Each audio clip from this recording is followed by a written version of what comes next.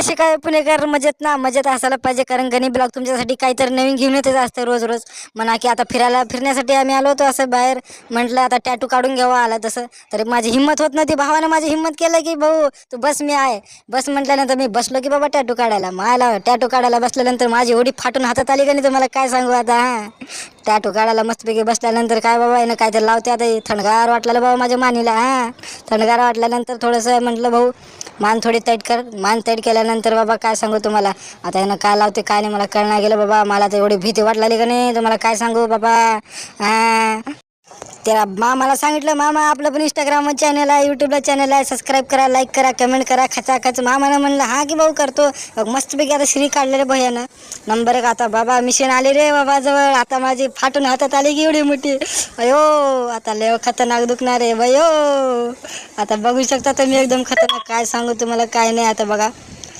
आता थोडं त्रास तर लय होणार आहे बाबा. मला काय कळणार गेले आई शपथ. काय खतरनाक काय झालं लागलं बाबा, काय सांगू तुम्हाला. काय बाबा तुमच्या भावाला आज कंपनीकडनं विकॉप होतं म्हणून घरी बसल्या काय मला करमत नव्हतं. तर तुमच्या भावाचं कसं माहिती आहे का, तुमच्या भावाच्या गांडीत लय जोर आहे म्हणून भाऊनं आलं टॅटू काढायला. मायला लय दुखलं त्रास, पण मजा पण लय आली राव. टॅटू पण एकदम खतरनाक काढला रे भाऊ.